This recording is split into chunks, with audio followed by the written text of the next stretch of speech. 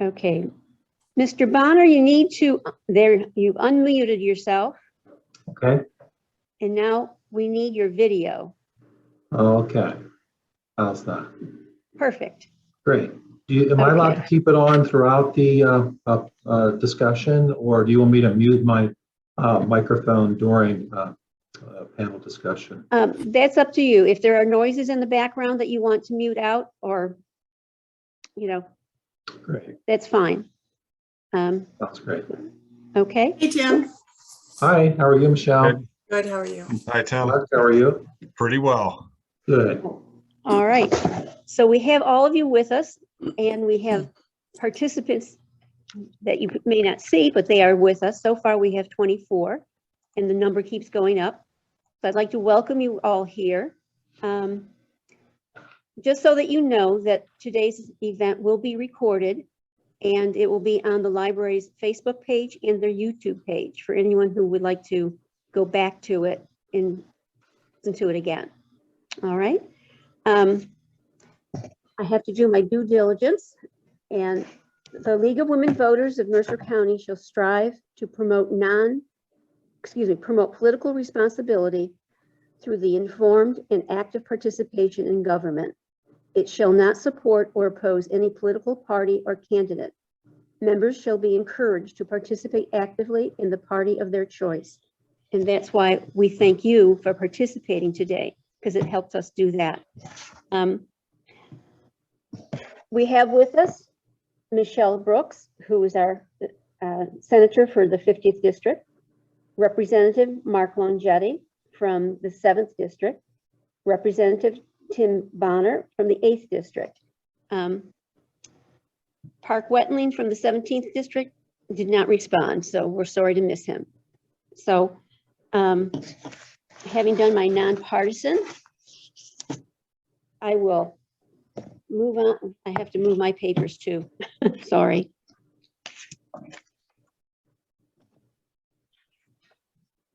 Yeah. I know you all received the question, so Michelle, we'll start with you concerning the environmental policy. What do you see as the path forward to combating climate change in Pennsylvania?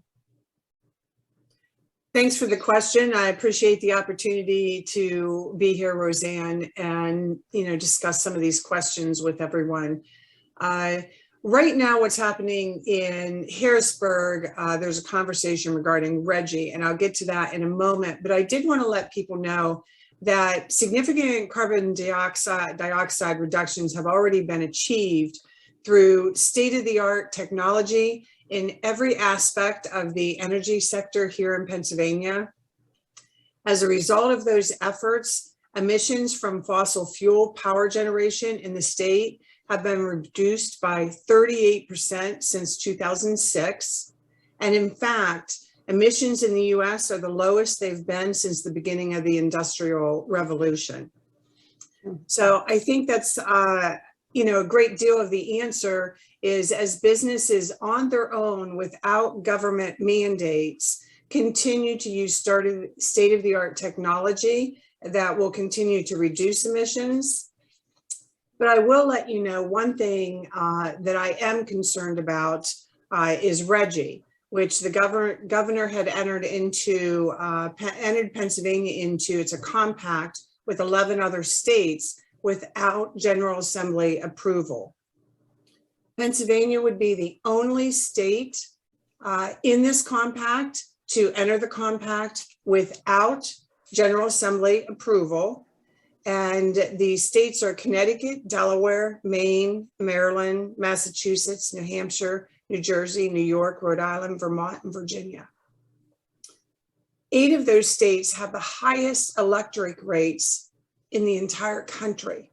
And they would now be determining Pennsylvania's energy portfolio. This is a tax. Make no mistake, it's a tax. And I don't think this is the way that we should be trying to reduce emissions.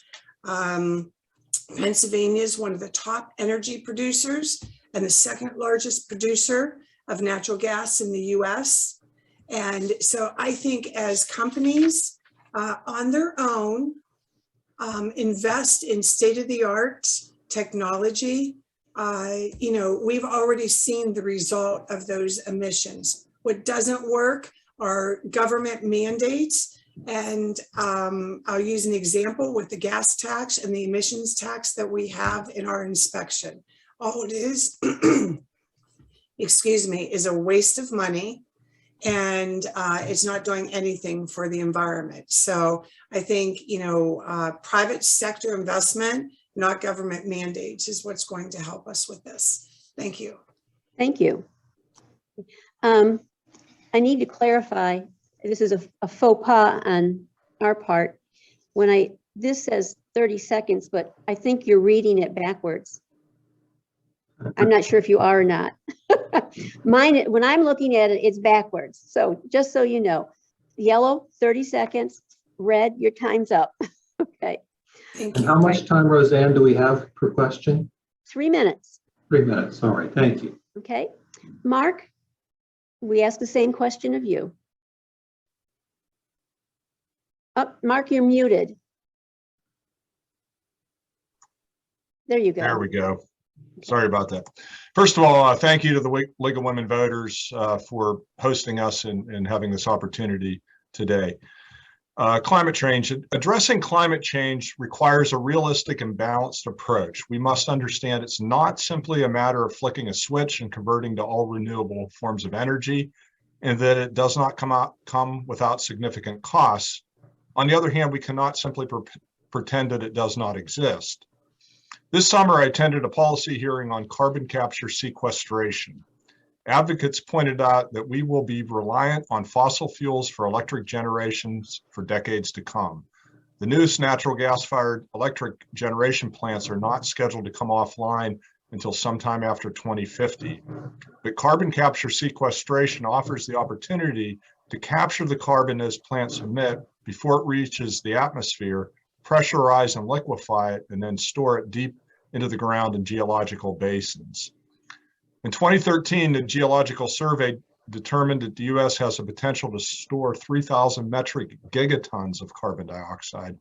By comparison, our country emits about 5.1 billion metric tons of carbon annually. So we have robust storage capacity, and Pennsylvania has significant capacity for storage. So that's one potential strategy. One of the concerns is cost. However, it is estimated that cost reductions of between 50 and 70% may be possible as the industry matures. So we need to take a look at that. Recently, Fareed Zakaria laid out a short-term strategy that recognized the reality of the massive upgrades to our power grid that will be needed if we relied on renewable sources only. And his strategy had 4 planks. One is stop retiring nuclear power plants and build new ones. Nuclear power emits 0 carbon and provides the reliability of fossil fuels. Number 2 is to move from coal to natural gas. This would cut carbon emissions in half.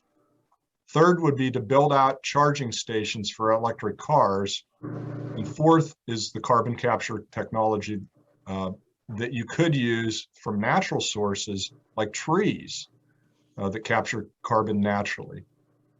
So Pennsylvania is capable of using each of these strategies. We were at the forefront of nuclear energy and still have a number of nuclear generation facilities. Today, we have one of the largest deposits of natural gas. We've been investing in electric charging stations, and the recent infrastructure bill would provide additional funding for the same. And we can be a leader in carbon capture given our geology and our heritage as Penn's Woods. These are the type of strategies that would help us do our part as our nation builds out its energy policy. Thank you very much. Okay. Mr. Bonner. Thank you. Appreciate the League of Women sponsoring today's event. It's been a pleasure to participate. Climate change is a very complex issue, and there are many factors which are contributing to it. First, we need to recognize that climate change is a natural process. It's been occurring since the initial formation of the Earth, and it will continue to occur in centuries and millenniums to come. Some examples of natural factors contributing to climate change is the rotation of the Earth itself. Through centuries, it moves closer and further from the sun. In fact, in ancient times, around the time of the birth of Christ, the Earth was much warmer than it is even today. There are also other natural factors contributing to climate change, such as the change in ocean currents and volcanoes. But I think we have to recognize that human activity is also part of the reason we are seeing significant climate change. And that goes, frankly, to the growth of the population within the world. We are seeing elimination of our forests at an extremely high rate. And forests historically have accounted for a reduction of carbon in the atmosphere by about 20%. But due to agricultural demands to feed the world's population, we are losing our forests and we are developing more agricultural lands. And that process in and of itself, aside from loss of forests, we are seeing that livestock and fertilizers are also contributing significantly to the carbon buildup in the atmosphere. So we are seeing carbon increasing in our atmosphere without question. And the largest producer of carbon in the Earth's atmosphere, frankly, is China. China produces twice the quantity of carbon in our atmosphere than the United States. India is ranked third in that category, and Russia is ranked fourth. In the United States, we have found that the major contributor of carbon increases in the atmosphere is from our transportation industry. 30% of all greenhouse captured within our atmosphere comes from transportation. There are things we can do, though, to address this issue. 18% of electric power sold in Pennsylvania to retail customers must now originate from alternate energy sources. The development of electric cars is very significant. As Michelle indicated, Pennsylvania has been a leader in the reduction of carbon nationwide, and I think we will continue to do this. Pennsylvania has been recognized as a leading state then in addressing climate change. I believe we will continue to do so. Thank you. Thank you. Okay, our next question, still concerning the environment. What are your plans to ensure cleaner water for all Pennsylvanians? And we'll start with Mark. Thank you. So I would start with our public schools. Pennsylvania, we have significant lead pipe issues and lead welded joints in our public schools. Public health experts agree that there is no such thing as a safe level of lead exposure for our children. And that's because even a low concentration of lead exposure has permanent and disastrous effects on a child's physical and developmental growth. This is a rural, urban, and suburban problem across Pennsylvania. In 2018-19, 32 school districts in all types of settings conducted a voluntary survey of their drinking water. And in that survey, over 100 school buildings had unsafe levels of lead in their water. Yet currently, there's no requirement that schools test drinking water for lead, or that if they find lead, that they have to remediate it. And that led to two statewide environmental groups to give Pennsylvania an F for its efforts in removing lead from drinking water in schools. We are literally failing our children, and it's sacrificing their future, and it's costing all of us a great deal, as some of these children will have permanent and serious health developmental consequences. So that's why I support House Bill 465, which would require universal testing for lead in school drinking water and remediation when lead contamination is found. Of the schools that have tested, 91% have found lead contamination in some sources, but only 9% have taken steps to eliminate it from drinking water sources. The next Flint, Michigan is in Pennsylvania, and our kids deserve better. And the state has the American Rescue Plan funding in hand to help schools meet testing and remediation requirements. So there's no excuse and we need to pass that legislation and keep our kids healthy and safe. Thank you. Okay. Mr. Bonner. Thank you. Pennsylvania is a water-rich state, and we need to be thankful for that. There are now 7 states in America that are greatly lacking in water resources, which is affecting their overall health, safety, and welfare. Those states are in the West, primarily in the Rocky Mountain region. It's Texas, Oklahoma, Arizona, Kansas, New Mexico, and Nevada. They have continual year-round water supply issues that are affecting their health, safety, and development. Pennsylvania has one of the strictest water quality standards compared to other states. As a result, we do have some of the best drinking water in Pennsylvania, but Mark is correct. We cannot tolerate any lead in our water, and we have to be vigilant in analyzing and implementing steps to make sure that's not occurring.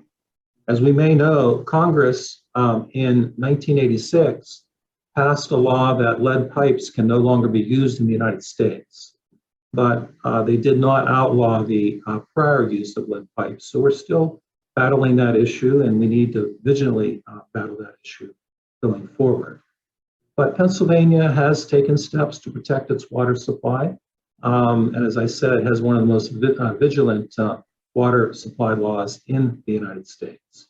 Additionally, we passed the Stormwater Management Act recently, which does require all municipalities to adopt stormwater control regulations to manage water through its developmental process. The DEP has said that Pennsylvania water is safe to drink, although again, any presence of lead should be vigorously approached and remedied. We need to be vigilant then in attending to our water. Urban development, improper sewage disposal, fertilizer runoff, and chemical waste coming into our water systems cannot be tolerated. And the DEP is obviously one of the more vigilant agencies in the United States, constantly addressing that issue. It was interesting to note the newspaper article in the Sharon Herald this week, which found that Mercer County's waters were frankly some of the best in Pennsylvania. So we should be applauded for maintaining that vigilant approach in Mercer County, and we need to see if we can expand that even more so across the state. Thank you. Thank you. Okay. Michelle? Thank you, Roseanne. Replacing lead drinking lines as well as lines that have lead joints can be incredibly expensive for our local communities. So that's why I have worked to help put in place public funding to create a partnership with our local communities to help them replace some of these antiquated lead lines or lines that have lead joints. And one of the programs that I fought for is the Small Water and Sewer Program to help local municipalities with their local projects. And, you know, just an example of that is $4 million. Greenville in July had received a grant for that to replace 130 known or suspected lead service lines in their water distribution system. Sharpsville Borough received $461,000, and for improvements, you know, Linesville had received over a $600,000 grant and $400,000 in loans. So I think that's one of the examples that with a partnership, we can actually replace these antiquated lines and help improve, you know, the drinking water for our children and our families. But I do want to say that I appreciate all of the efforts from our local governments that are trying to work vigilantly in trying to replace their antiquated lines. But that burden cannot just be on the local residents of those communities. The state needs to help with those investments, and that's what I've tried to work on, is to help with funding for those projects. Super, thank you very much. Our next set of questions deals with social policy. What are your plans to address escalating gun violence across the state? The League is watching several pieces of gun safety legislation. House Bill 235, calling for a comprehensive background checks. House Bill 1903, to allow for families to petition for temporary removal of guns from a person who is in imminent danger of harming themselves or others. Bill 1846, calling for firearm safety training for first-time purchasers. Each of these bills are stuck in the Judiciary Committee. Do you have plans to push along these gun safety measures in the coming year? And Mr. Bonner, we'll start with you this time.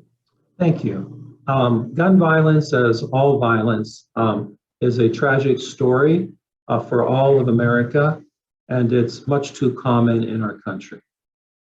Frankly, the major problem is not with the gun, but it's with the gunmen. The right to manufacture, possess, use a gun is a constitutional right. And as any other constitutional right, it needs to be zealously protected. There are more than 400 million guns within the United States of America, and yet only 6 million of those guns are lawfully registered.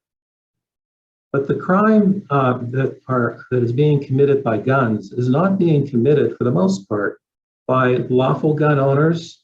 It's being committed by those who do not have the right to use or possess guns to begin with. I was a prosecutor for 18 years.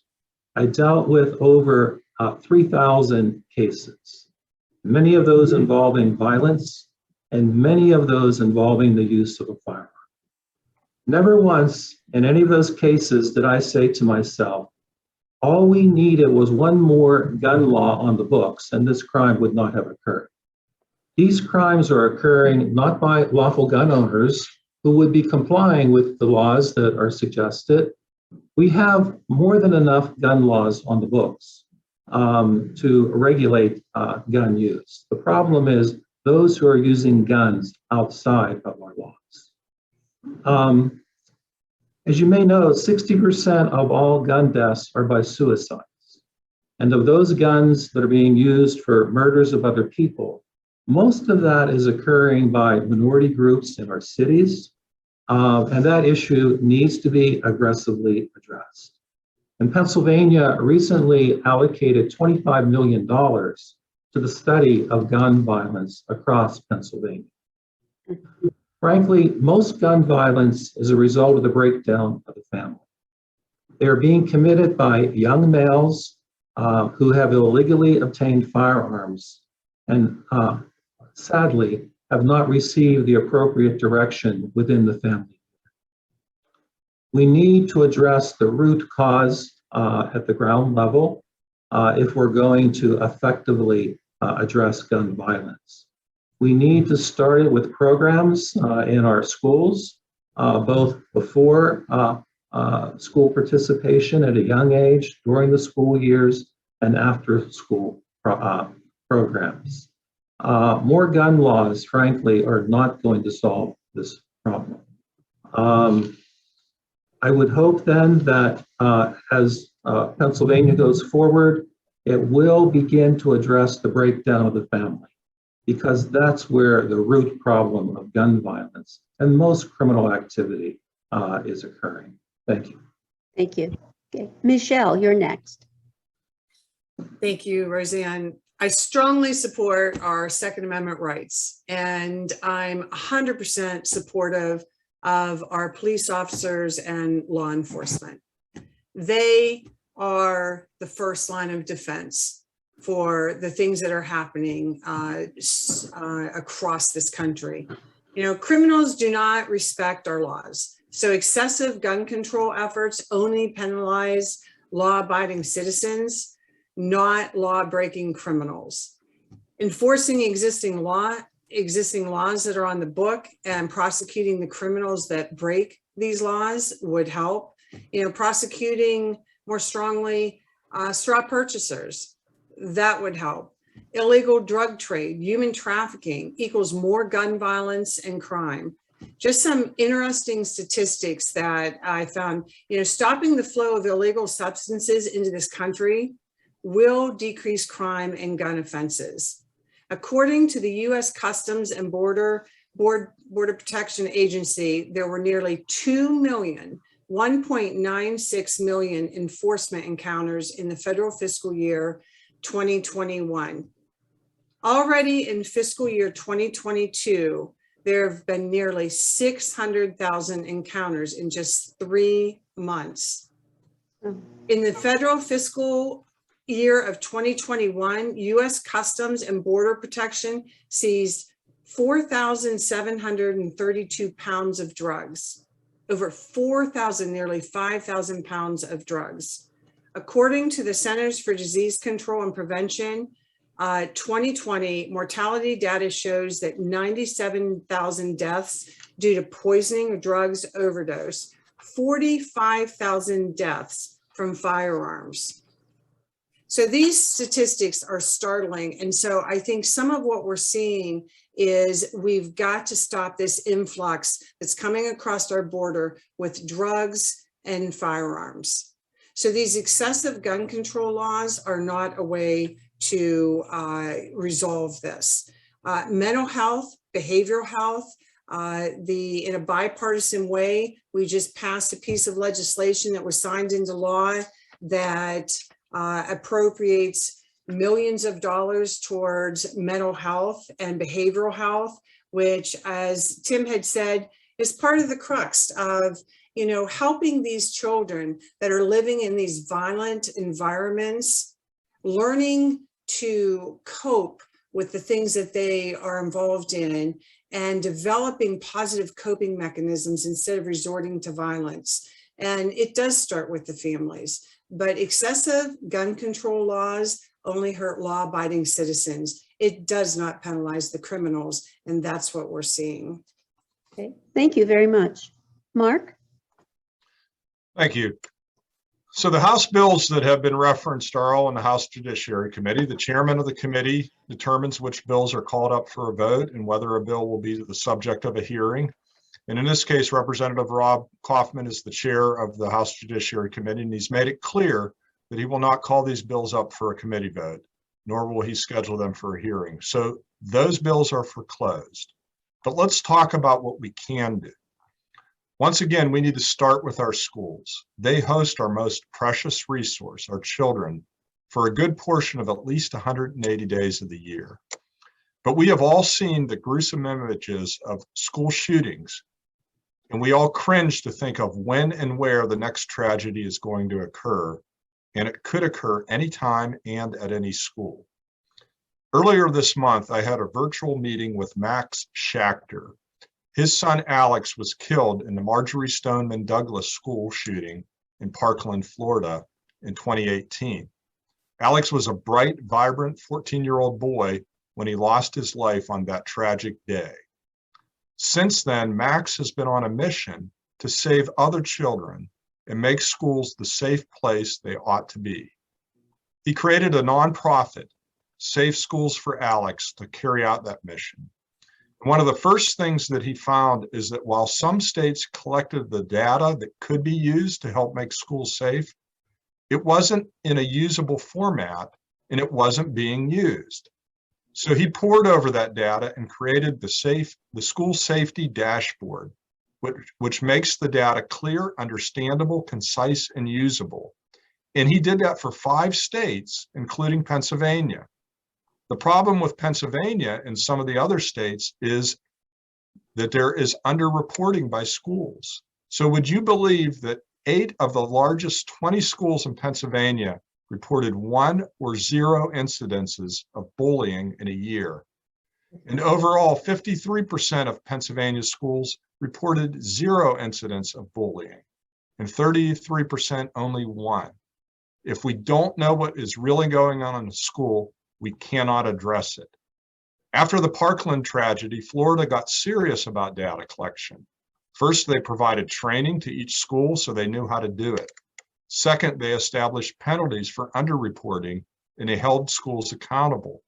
We need to copy that model in Pennsylvania.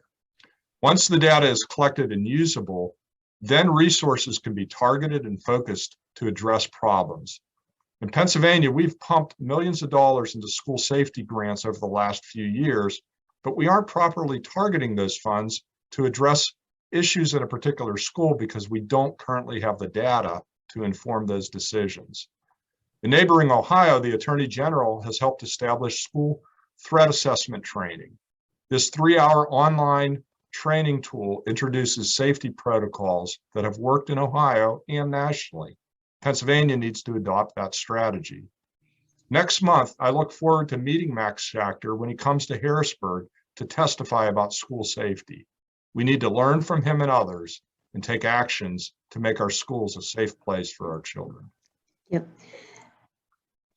Your introduction of schools into the problems and helping solve some of the problems brings us to our next question. Currently in Pennsylvania, most schools are not receiving adequate funding, and most students do not have the resources they need to succeed. According to the state's benchmark, 277 Pennsylvania districts need more than $2,000 more per student to adequately support their education. And the poorest districts in Pennsylvania need even more, creating vast inequities in education across the state. What will you do to make sure every student in PA has access to a high-quality public education as granted by the State Commission? And Michelle, if you would lead us. Thank you. And I do want to use a little bit of this time on this question just to go back to the prior question. And you're right. No child in Pennsylvania should be afraid to go to school. And that is why we did create the school safety grants to help address, the mental health issues in school children, as well as security in our schools. And the state has significantly invested in that because we do want our children to feel safe in our schools. And I do think that, one other important statistic is an estimated 287,400 prisoners had possessed a firearm during their offense. Among these, more than half, 56%, had either stolen it, which was 6%, found it at the scene of the crime, 7%, or obtained it off the street or from the underground market, 43% obtained it from the underground market. So again, it ties into what is happening at our borders, that we need to stop these illegal firearms from coming into our country. But on to the public education, I think we all think it's very important that our kids receive a great education, and our schools, and the parents, they do a terrific job. I think working together, we can accomplish this amazing fundamental foundation for our children and giving them a good education. For the nearly 2 years, it's been challenging. And, I've worked to help empower our parents, the teachers and schools to make decisions locally and not, again, have state mandates get in their way. The 21-22 state budget passed by the legislature and signed in law by the governor had a $3 million increase in education spending, including $100 million for the top 100 least funded school districts. The state spends nearly 40% of the entire state budget on education. And I do expect in this next year's budget, we will see an increase in education spending. But I do want to talk a little bit about a court case that right now is before the courts on school funding formulas. I don't think that the courts should be determining funding formulas. And so that court case is very important that the courts do not rule in favor of that funding formula, because that's now going to put the hands of how our schools are funded in Pennsylvania into the hands of the court and not the General Assembly. And I'm just going to read down very quickly, and I know my time's almost up, Roseanne, but Okay. Hermitage receives roughly 38.2% of their funding from the state. Jamestown, 56.3%, Lakeview, 65%, Mercer, 41%, Reynolds, 64%, Sharon, 67%, Sharpsville, 60%, West Middlesex, 59%. So the reason I wanted to get those percentages in, if that court case is successful, every one of those percentages is going to be dramatically reduced. And that is going to crush our schools. So we are fighting vehemently to stop that court case. As I had mentioned, 64, 67, 59% our schools receive locally. Our schools and our children will suffer if that court case succeeds. So thank you. Right. Thank you for that information. Uh-huh. Right. Mark? Thank you.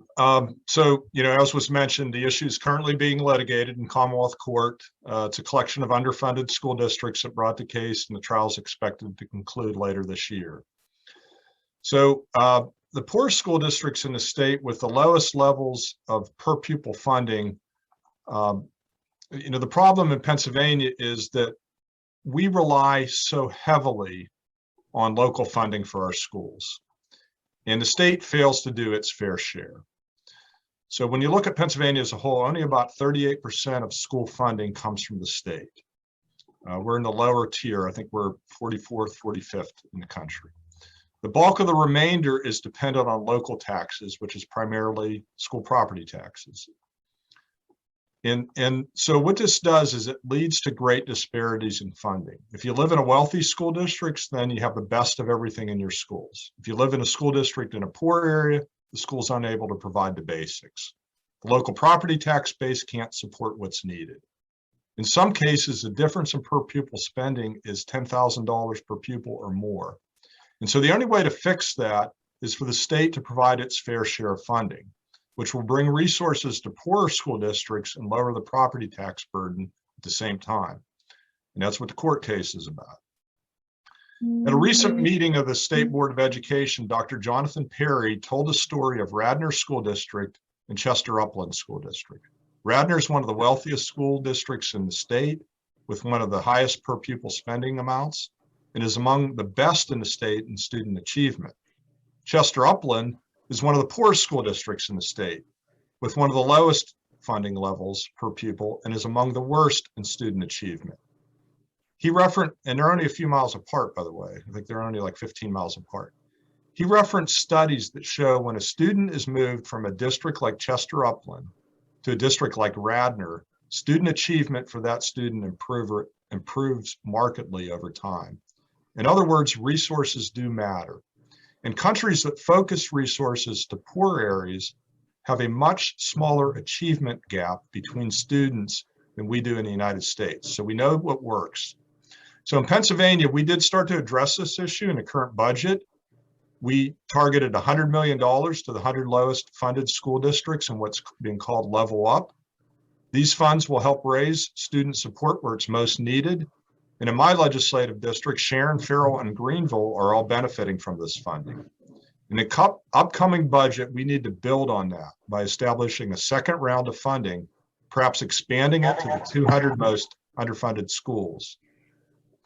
It is a step in the right direction that has been received on a bipartisan basis. In the longer term, the court case may force us to act in a more significant fashion. All right, thank you very much.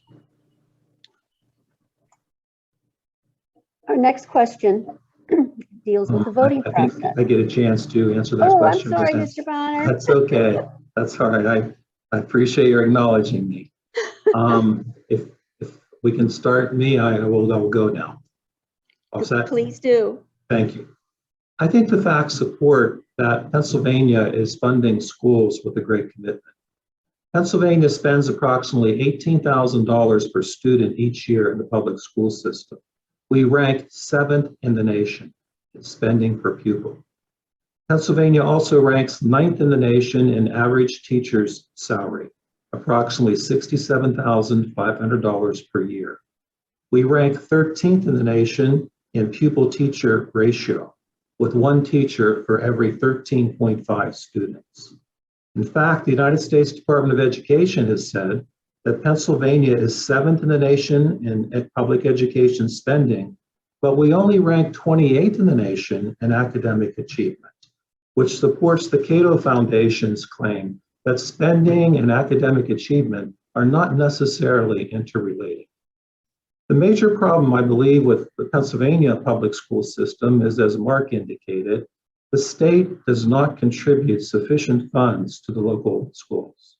We rank 42nd in the nation in the amount of money that the state is contributing to local schools. We do rely too heavily on local property taxes, and that does create inequities within our school system. But if we're going to increase the tax burden on the state, then we need tax reform at the local level.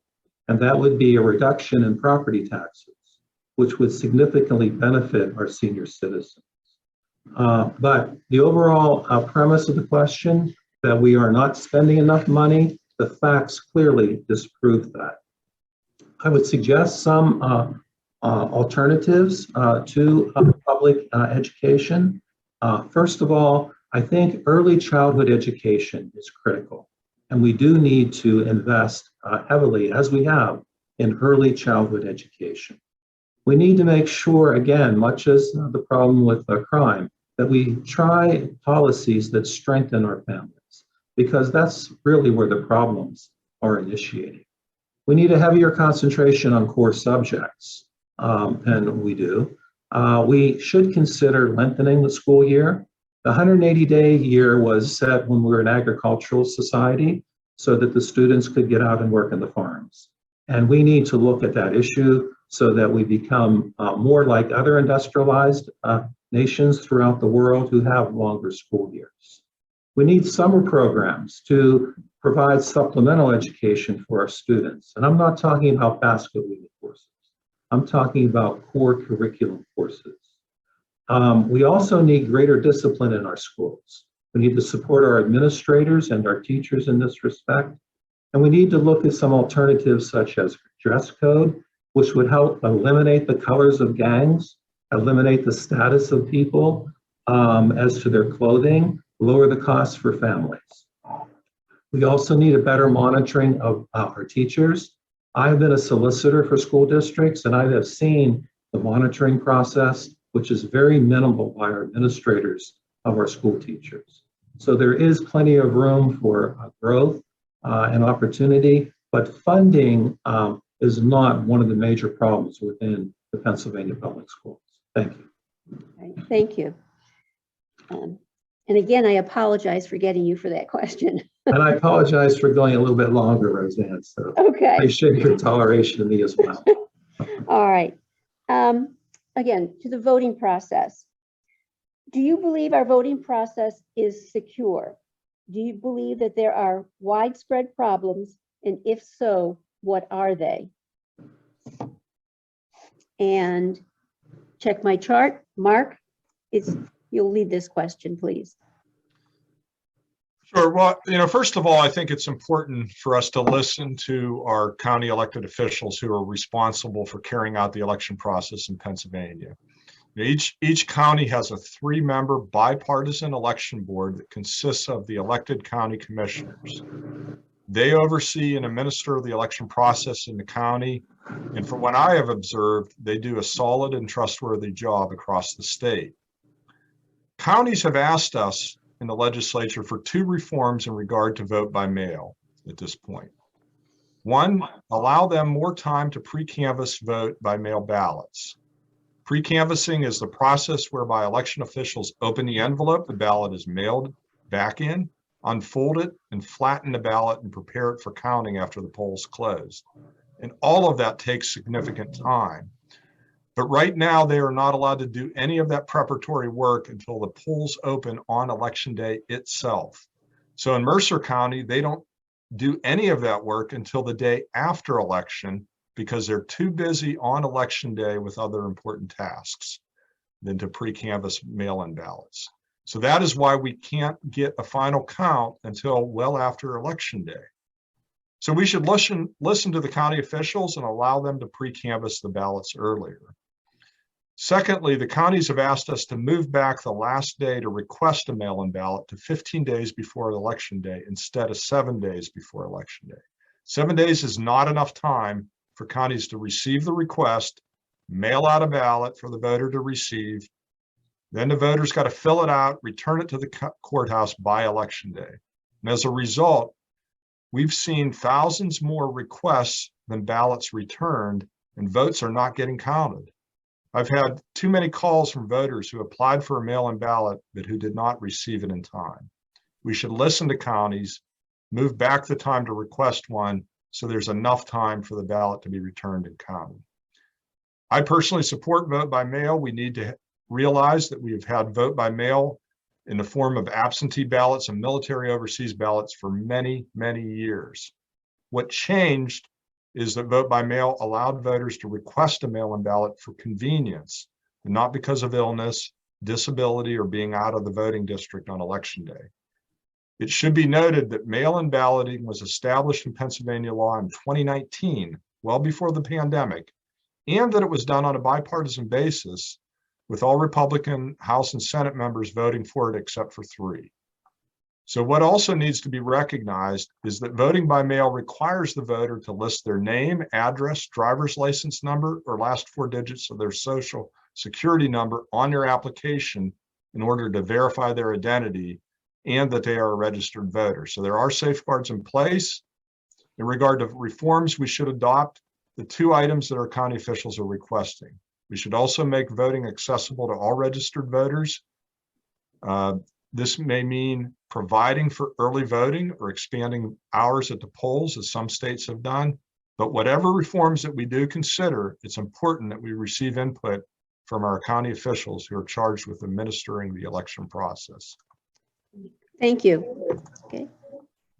All right. Mr. Bonner, your Thank you, turn. Roseanne. I agree with Mark as to some of the suggested reforms. I would support pre-canvassing prior to election day, and also moving back the time on application for mail-in ballots. I think those would be very helpful to this process and eliminate some of the burdens on our county election officials. Relative to mail-in voting, as many of you may know, I filed a challenge last year following the 2020 election that Act 77, which allowed for no excuse mail-in voting, was unconstitutional. And my claim was based on the fact that Article 7, Section 14 sets forth 4 bases that allow for mail-in voting, and that only the citizens of the Commonwealth of Pennsylvania could change the provisions that limited mail-in voting to 4 circumstances. Today, the Commonwealth Court issued an opinion agreeing with my legal position that mail-in voting, Act 77, allowing no excuse mail-in voting, is in fact unconstitutional. So they have ruled now that Act 77 is unconstitutional, and I know there will be more legal action following this decision. But that certainly puts mail-in voting in a perspective that I support, and that is only the people of the Commonwealth of Pennsylvania can approve no excuse mail-in voting. The Pennsylvania legislature did not have this authority. All other instances where mail-in voting was approved has been done only by constitutional amendment. And in fact, this process in adopting Act 77 by the General Assembly was started by a constitutional amendment process. For some reason, the General Assembly abandoned that process and then tried to allow it by statute. The General Assembly, in my opinion, never had the authority to expand mail-in voting to include no excuse mail-in voting, and the court has affirmed that decision today. It will be on appeal, and we look forward to continuing this fight as it goes forward. I have no problems per se with mail-in voting. That was not my issue whatsoever. My issue is that the Constitution is our secular Bible, and that Act 77 has violated the Constitution. The legislature took away power from the people, and this power must be restored to the people. And if we're going to have mail-in voting, then it can only be done with the express approval of the citizens of the Commonwealth of Pennsylvania. Thank you. Thank you, Raj. Okay. Michelle?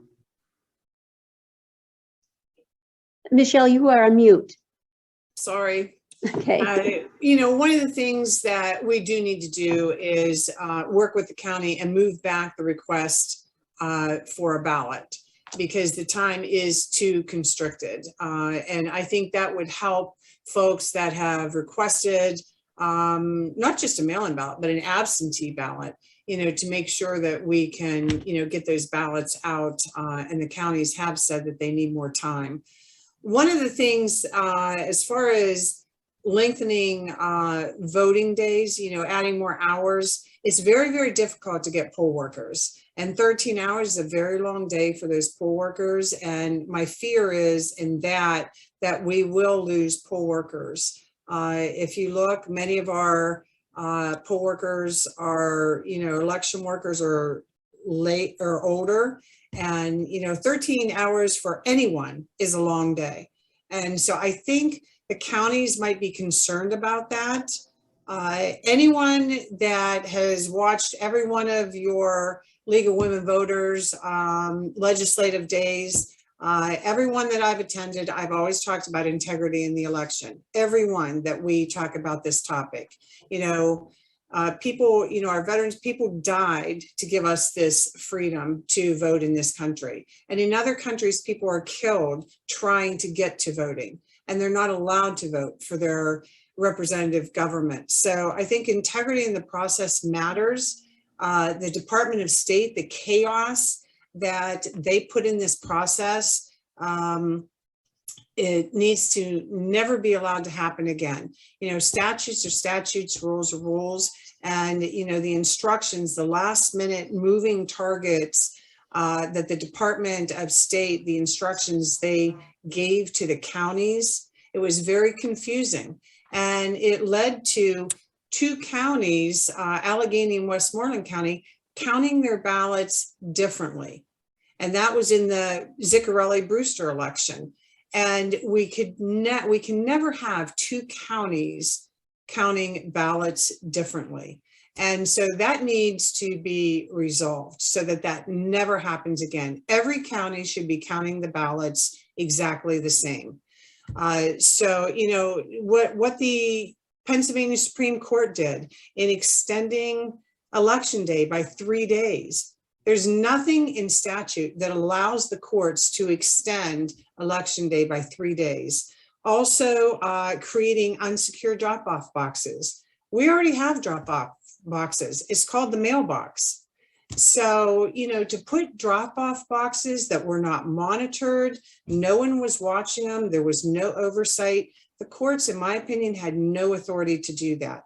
So those are some of the things that I think need corrected moving forward. But above all else, I think that people want integrity in the process, and we need to restore the confidence in the process. Regardless of what side you are on in this issue, integrity matters. Thank you. Thank you. I'm going to skip the next question because it was concerning voting by mail, which all of you addressed in the discussion of the voting process. How would you make it easier for more qualified electors to vote? For example, lengthening the time frame for early voting or expanding voting hours at the poll? And Tim, we'll start with you.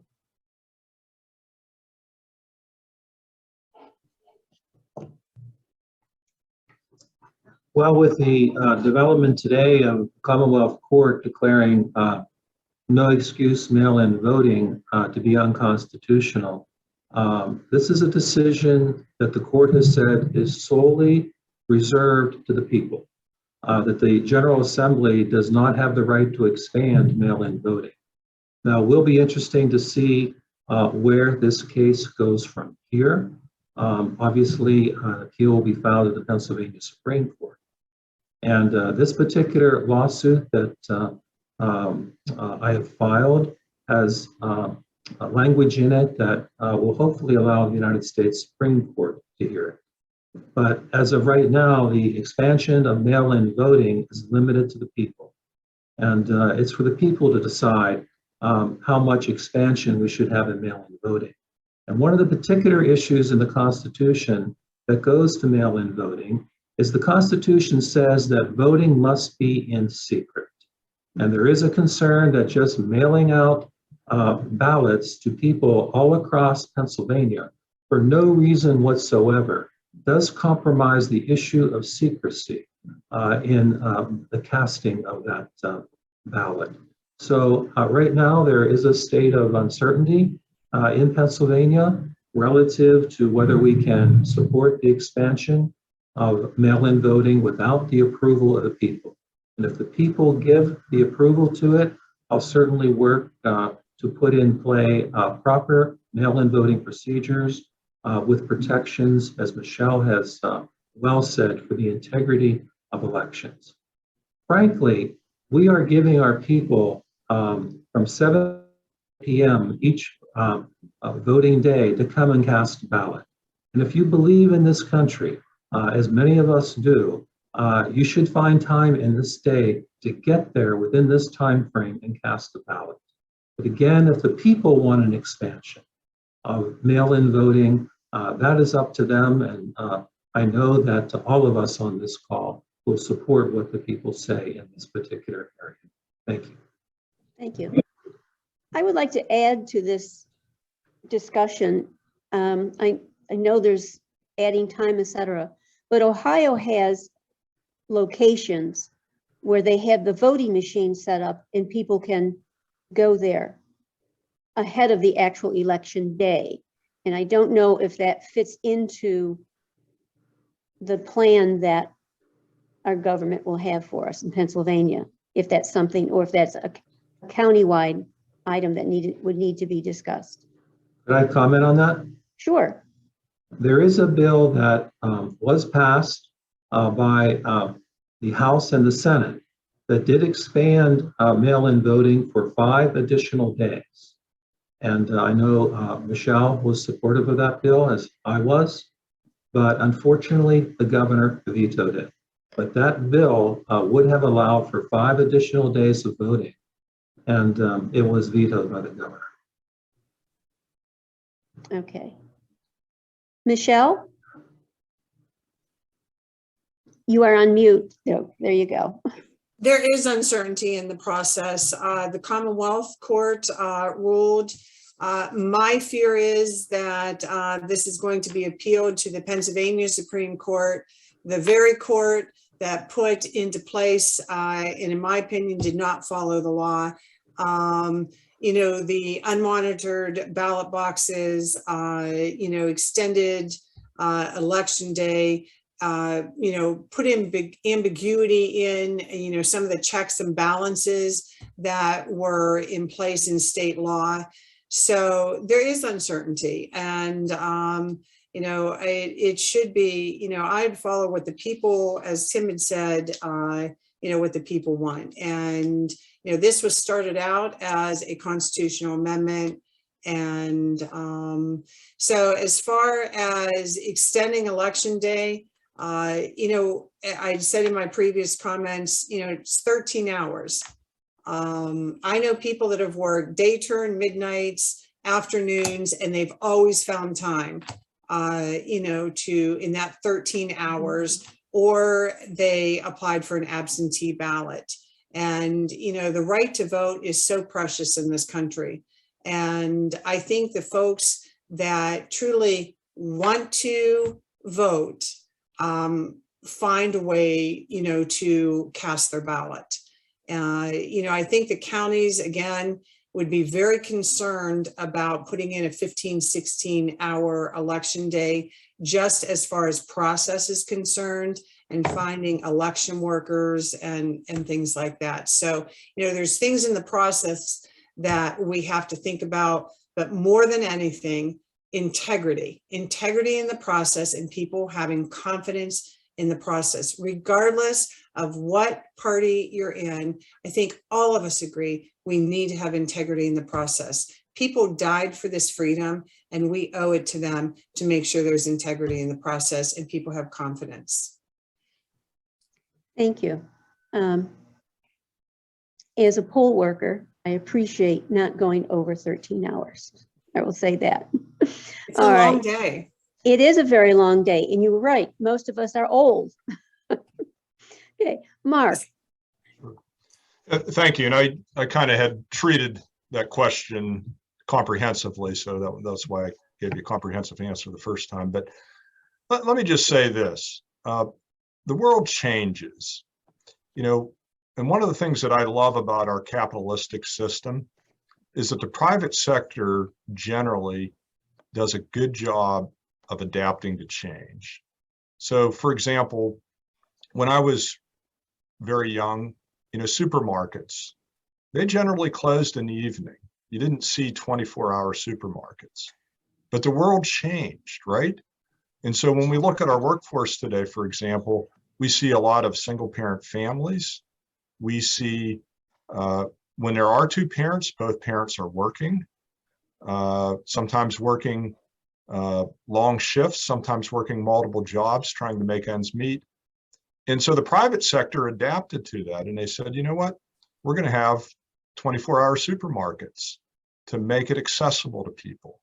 And unfortunately, government doesn't always adapt really well. And so voting is a fundamental right. It's a constitutionally guaranteed right. And in my view, we ought to adapt to the modern world and make it accessible for people whose lives have changed so that they can exercise their franchise, their right to vote. Now, clearly we need to do that with integrity measures to make sure that people, are not abusing the system. But other states have figured this out. You mentioned neighboring Ohio. They've figured it out. They do early voting. They have it on multiple days. So these are the types of reforms we need to look at. We do need to talk to our county officials that administer the elections, because they have unique insight on what can be accomplished and what are the pros and cons of certain measures, and to avoid unintended consequences. But I think just to keep the exact same system that we had 50 years ago and not to modernize it when the rest of society has changed, I think does not make sense, and it makes it difficult for some people to cast their vote. And unfortunately, as humans, too often, we just look at our own situation and we say, well, you know what, my job is 9 to 5 and I don't have any problem getting to the polls and voting, without considering that somebody else's situation is different. They've got young kids that they're dealing with and childcare. They've got multiple jobs. They're a single parent. We got to think about those things and provide a system that works for them too, so that they can exercise their right to vote. Thank you very much. One last question that I have, and that is, do each of you have any particular priorities that you would like to see occur in this coming year? And we'll start with Michelle. Again, You muted yourself, Michelle. Yeah. I want to thank you again and the League for giving us the opportunity to have this discussion. And a couple of things that there's a long list of things that we're working on, but one of the things we're working on is, been working on it for years locally here, is McKeever. One of the other things is reopening Tuttle Campground. I've been working on that for 10 years. And then the more comprehensive thing is Lyme disease. I think every one of us knows someone that has had Lyme disease, and it can be very, very debilitating.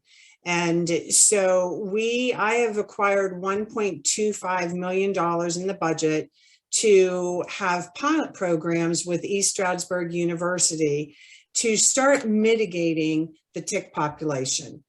And I won't get into all of the details, but it's not just a rural Pennsylvania issue. In fact, it's more prevalent in urban Pennsylvania. But there's more than just Lyme that are making people very ill, and our children are the #1 demographic that are suffering from this. And it has long-lasting detrimental effects, neurological effects, mobility effects, if left untreated. And, we never, ever had to worry about ticks in our yards. And I think many people around here now go out in their yard, ticks are on their pets, ticks are on themselves. So that's one of the things I'm working on. And then just working locally as a partnership with our local municipalities, chambers, and economic development corporation, Penn Northwest, and local businesses, just to strengthen our economy moving forward. I have 2 kids. I want my 2 kids to stay here. I want my granddaughter maybe spread her wings, but come back here to raise her family. So just working to make sure that we have the jobs here to help our kids stay here, raise their family. So, just like my husband and I chose, we love this area and we want them to have the opportunity. And then just also helping our farms and our agricultural community. So those are just some of the things we're working on. Most certainly there's a long list, but I think I've probably used up my time. Okay. So I'll end with that. All right. Thank you very much. All right, Mark. Sure. Thank you. And we're about ready to embark on the beginning of budget season in Harrisburg. The governor's budget address is the week of February 7th. And it's always an important time because, budgets reflect our priorities. So one of the things that I'm passionate about and I've advocated for, and I think the timing is now, is supporting our childcare system. So when you look, across the country, we're dealing with issues like labor shortages. We're dealing with inflation, these types of issues. And a good part of that relates directly to the childcare system, because during the pandemic, childcare providers went through a lot of difficulties. Some of them had to shut down. When you talk to childcare providers today, you'll find out that the administrators are often unable to do their administrative job, which is very important because they're in a classroom because they can't find workers. And as a result, childcare slots get reduced, which then leads to people out there that, if you have a family where there's 2 parents, one parent may be saying, look, I can't return to the workforce because I got to deal with childcare right now. And part of the problem is that we're paying these folks way too low. So, before the pandemic, I think the average wage was under $11 an hour. And these are folks that are entrusted with our children, that have bachelor degrees, that are providing early childhood education and childcare. And so we need to invest in that system. At the federal level, the last few years, they've made a significant increased commitment to childcare. But at the state level, we've kind of utilized those federal dollars without making our own significant additional commitment. And so that was my message to the governor when I had an opportunity, was to talk about the need to significantly invest in childcare, bring that back up to where it needs to be, provide a wage where we can have stability in the workforce, and that's going to lead to other people returning to work. I think that'll lead to lower inflationary pressures, so it'll solve a lot of problems. When you talk to employers out there, they'll tell you, solve my childcare problem. That'll do a lot for me. So that's a passion.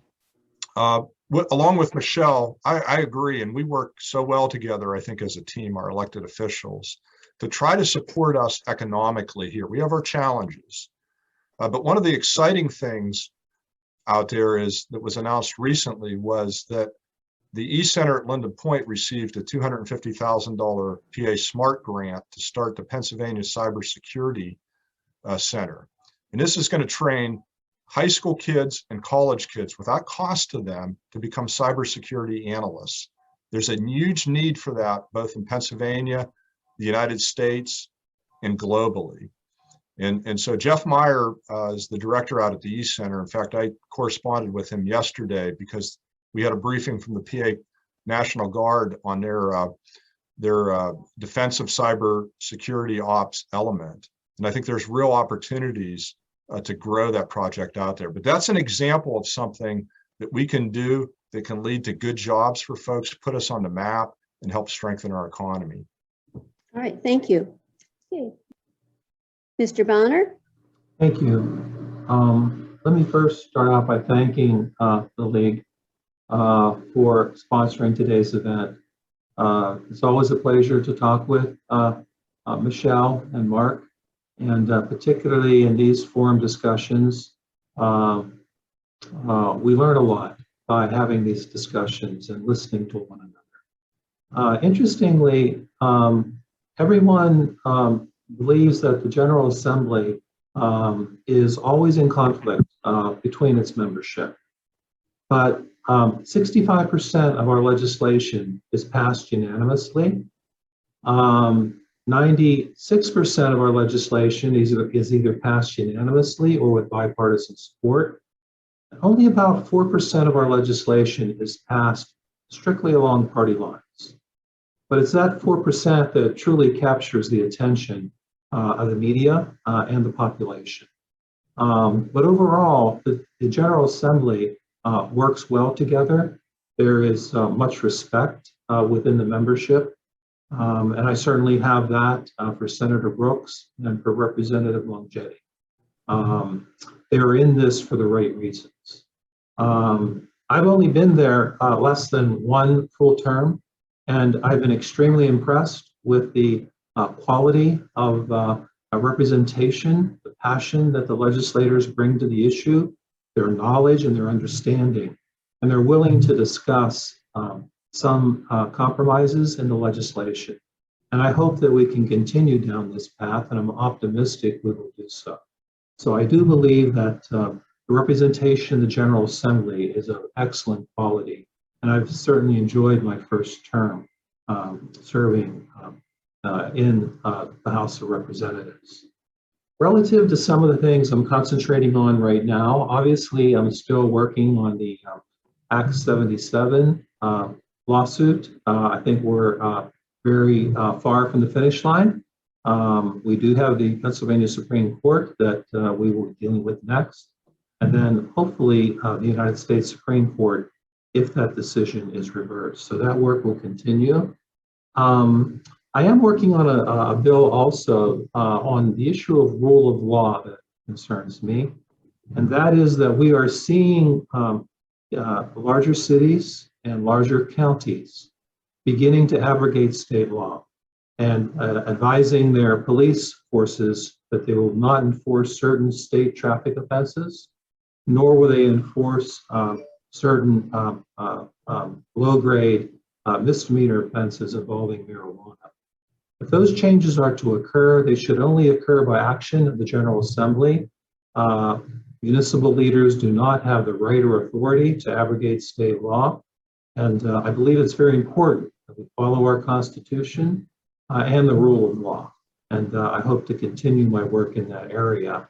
If we allow officials to just totally disregard the law and pick and choose what they will enforce, the population will lose respect for the law, anarchy and chaos will develop, and people will tend to pick and choose what laws they will follow. And we'll have a breakdown in the rule of law within our country if this continues. So I do plan on addressing that issue. I also hope to take a look at the rights of landfills within the Commonwealth of Pennsylvania as to where they can be located, particularly near residential, heavily residential communities. So it's been an exciting term in the House of Representatives, and I look to greater challenges to deal with in the years to come. And again, I want to express my appreciation to Senator Brooks and Representative Longjetti for their service and for their assistance in my first year. It's been a pleasure to work with them. Thank you. Thank you. First, I would like to thank all of you for participating today. We really appreciate that. And I also need to put a thanks out to the library for facilitating this for us. As always, there's so much information that comes through. And I know on the side, Mark, you were able to respond to one of our participants that wanted more information about safe schools. And we appreciate that. We're nearly finished. I have one more announcement to make, and that is we will have a virtual book discussion in March. It'll be March 12th at 2 p.m. And it will be the same process as we did today with our legislative interviews. You'll be able to sign in. The book that they will be reading and discussing is called Just Mercy by Brian Stevenson. And I know there are a number of people out there that have participated in this format before and enjoy it.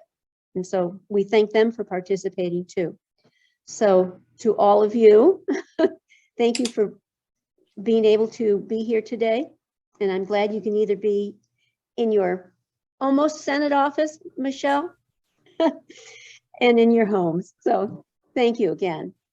Roseanne, may I add something very quickly? Sure. On the tick-related issue, I did want to throw out that we work to establish a program for every resident in Pennsylvania. If you find a tick on your pet or on yourself, ticklab.org, TICKLAB.org, you can actually send that tick in a plastic bag or container to ticklab.org. They'll give you instructions how to send the tick away. They will test the tick free of charge. And within 3 days, they'll tell you several diseases of what that tick tested was for and whether it tested positive. One of the diseases is Lyme disease. And that would then help you as well as your doctor move forward in what type of treatment you would need. So again, ticklab.org, sign on to that, go in, it'll give you instructions how to mail the tick away. Within 3 days, you'll receive some very valuable information. But that was actually a partnership program that we developed with the Department of Health and East Stroudsburg University. It's been very valuable. Thousands and thousands of ticks have been tested. Thank you for giving me time to just put that plug in. Thank you. Okay, you're welcome. All right. So you can sign off now. Thank you all. Thank you. Again, thank you all for participating. It makes it worthwhile. Thank you very much.